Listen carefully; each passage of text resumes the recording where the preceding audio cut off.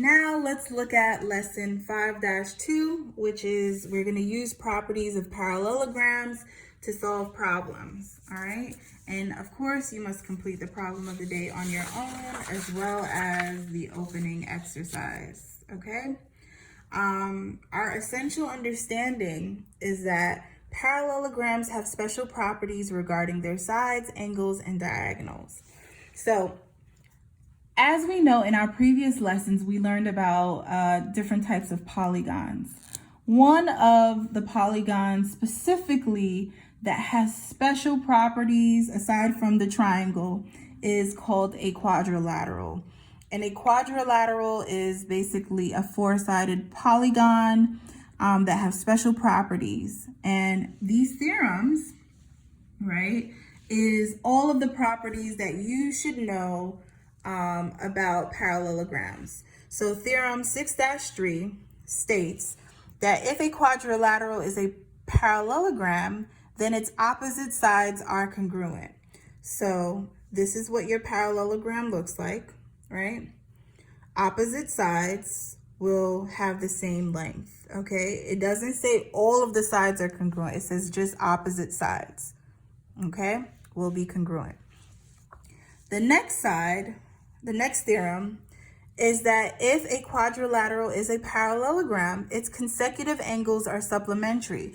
So for example, if angle A is 70 degrees, right, the opposite side will be supplementary. And we have proven this when we did parallel lines and transversals, right? When we have two transversals intersecting parallel lines, we prove that when they're consecutive angles together, they're going to be supplementary. So this would be 110. And this one would be 70. And this one will be 110. All right.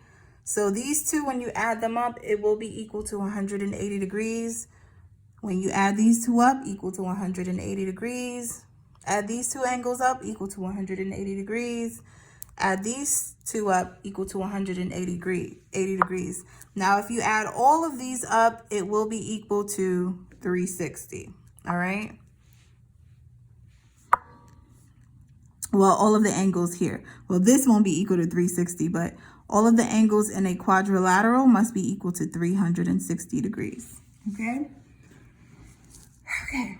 So now, moving on to theorem 6-5, it says if a quadrilateral is a parallelogram, then its opposite angles are congruent. So we just proved that here. Well, we know that consecutive angles are equal to 180, but when we have opposite angles, they're going to be congruent to each other, the same angle measure. All right. And that's this theorem here. So as you can see, they put in the arc marks that represent that the opposite angles will be congruent. Now for the last property of a parallelogram, and it's also really important that you remember all of these properties. It says that if a quadrilateral is a parallelogram, its diagonals bisect each other. Now, what does the word bisect mean? Bisect is basically dividing the segments into two congruent parts. All right. In other words, you can say cutting the segment into half. So the diagonals will bisect each other, making this segment congruent to this one and this one congruent to that one. Just note that the diagonals are not going to be equal to each other. It's saying that it bisects each other, which causes each part to be congruent to each other. The diagonals itself is not congruent to each other. So that's just something that I want you guys to pay attention to. All right, so now that we've gone over the properties of a parallelogram, let's work on some of the examples, okay? All right, so in parallelogram CDEF, which is right here, CDEF, DE right here is 74 millimeters. DG is 31 millimeters. And angle, the measure of angle FCD,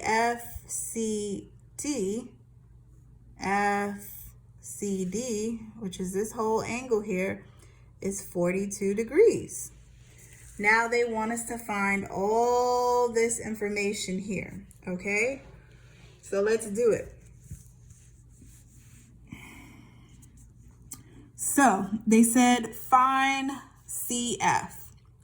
Well, if we look at the properties of a parallelogram, right here, it says if it's a quadrilateral, if a quadrilateral is a parallelogram, then its opposite sides are congruent. Well, this side is opposite this side, so CF must also be 74 millimeters. 74 millimeters because opposite sides are congruent. All right. Now it says find the measure of angle EFC. EFC. So if we go back here, right, it says here that consecutive angles, right, are supplementary in a parallelogram. So this one is 46. What would this angle be, right? Angle F. So we know that when you add these two up, it will be equal to 180. So how do we find this angle measure here? Well, we would have to subtract 42 from 180. So it would be 180 minus 42, right? Let's use our calculator here. 180 minus 42, that's 138 degrees. So this angle measure here is 138 degrees. So the measure of angle EFC is going to be equal to 138 degrees. And that's our answer, okay? Now, last but not least, it says to find DF. Well, DF is your diagonal, right? And we know that the diagonals bisect each other according to this theorem, right? So if DG is 31 millimeters, then GF must also be 31 millimeters, right? So we want to find the length of the whole segment or diagonal DF.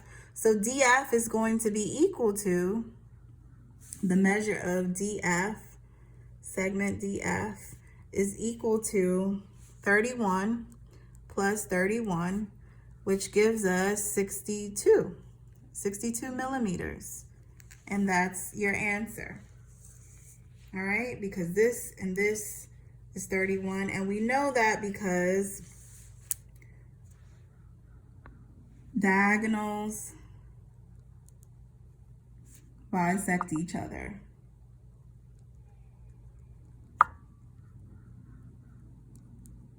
Okay, and if the diagonals bisect each other, we know that this length and this length will be congruent, so we can just simply add them together to get the full length of DF. All right?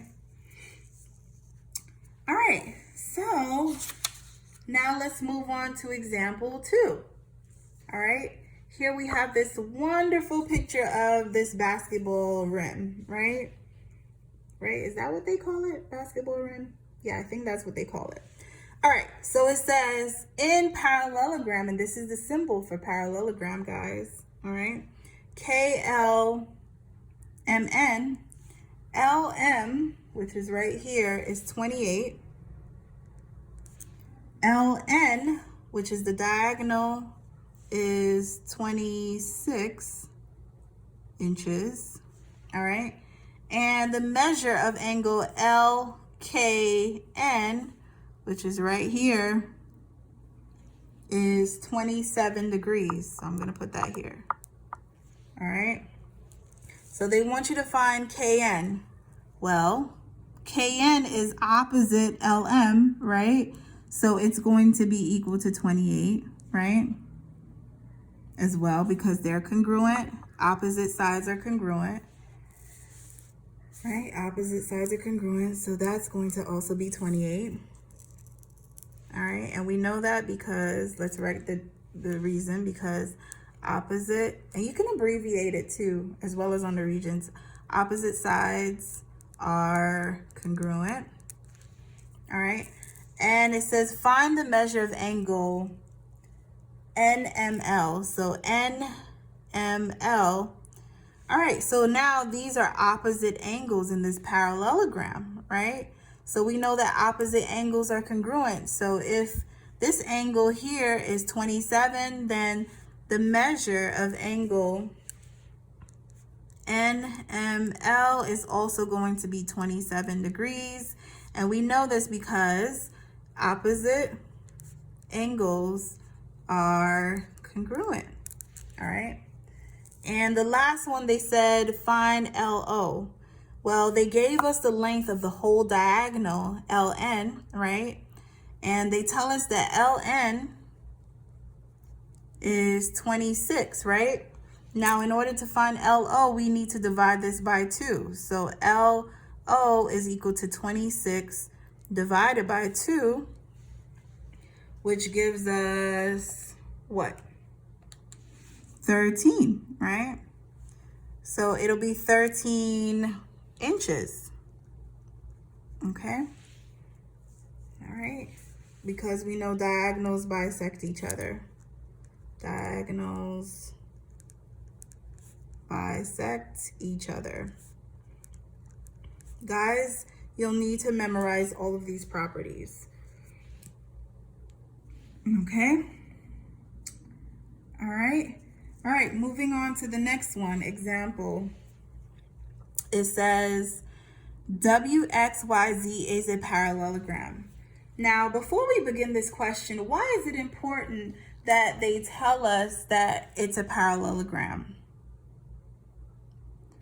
Right, so it's important that they tell us that it's a parallelogram so that we don't assume, all right?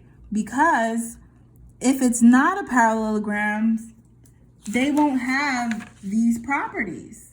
We can't apply these properties if we do not know it's a parallelogram. So it is imperative that they tell us that it's a parallelogram, okay? So now they tell us that this WXYZ is a parallelogram. And now they tell us to find YZ. Well, YZ is represented by this expression here. And we know that WX has another expression as well, but we know that they're congruent. So we can solve for A to get the length of YZ. But first, let's set up our equation. We know that opposite sides of a parallelogram are congruent, so we will have to set up our equation, which will be 8A minus 4 is equal to 6A plus 10. All right, and we'll do the additive inverse of 6A on both sides. So we get 2A minus 4 is equal to 10. Do the additive inverse of 4. So 2A is equal to 14 and A is equal to 7. Now we need to substitute. So YZ, segment YZ is represented by this expression, 8A minus 4. So 8 times 7, 8 times 7 minus 4. So we get 56 minus 4, which gives us 52. And that's our answer right here. Okay, our answer will be 52. Now for the next question, it says find the measure of angle Z.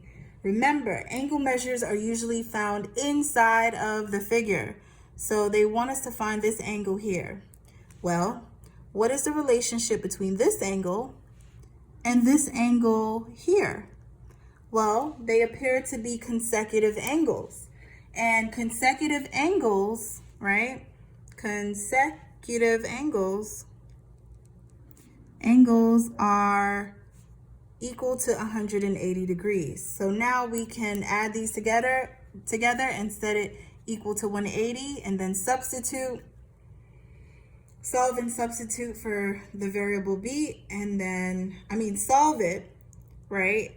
And find the variable b, and then substitute it. So our equation will be 9b plus 2 plus 18b minus 11 is equal to 180.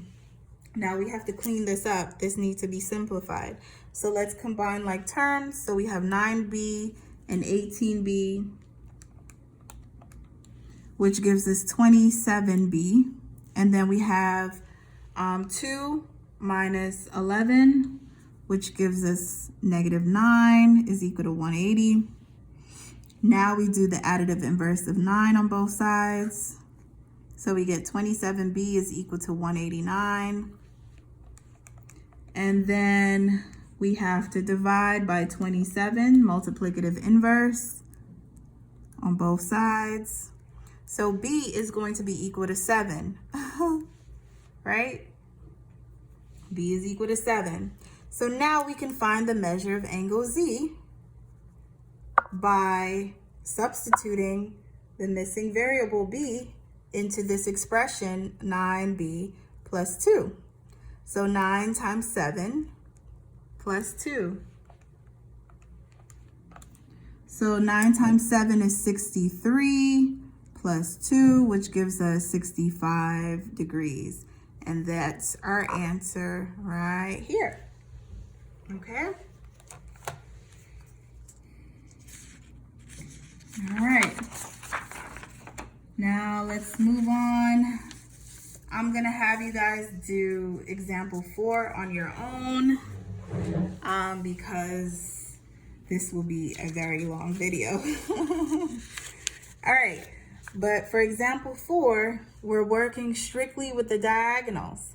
So we know that the diagonals in a parallelogram bisect each other. So this will be congruent to this, and this will be congruent to this. Now what you need to do is set up your equation, solve for the missing variable, and then substitute just like we did in example 3, okay? Now, for example 5, I gave you guys a coordinate plane, all right? So it says 3 vertices of parallelogram JKLM are J 3, negative 8, K, negative 2, 2, and L 2, 6. Find the coordinates of vertex M. All right. So the first thing you want to do is plot these points. All right. So J is 3, negative 8, which is right here. So that's J. K is negative 2, 2, which is right here.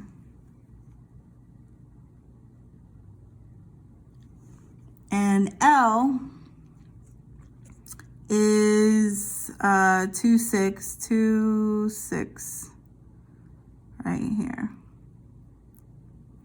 So I'm just going to take this piece of paper, since I don't have my ruler handy, and connect it. And we need to find M, right? So this and this.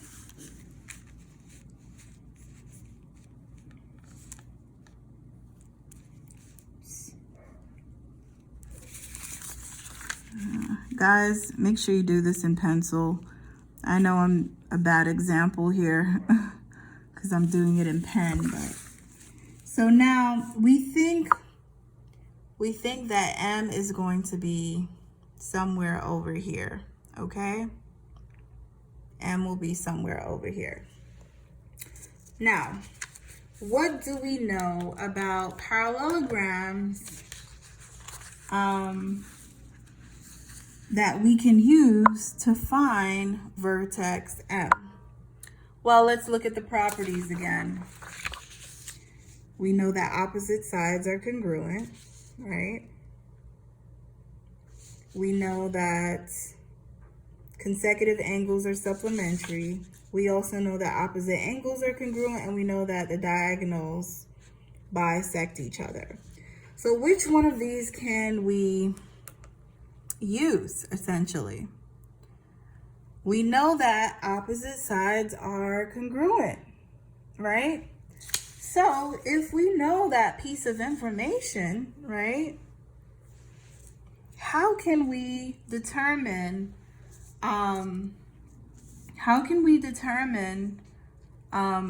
what the vertex M is going to be?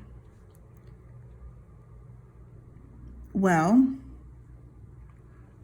first of all, we know that it's going to be congruent. So opposite sides will be congruent. So we can use the distance formula to find the distance, right? The length of the segment. We can also use slope because parallelograms have two sets of parallel lines, right? We have various ways of finding this answer.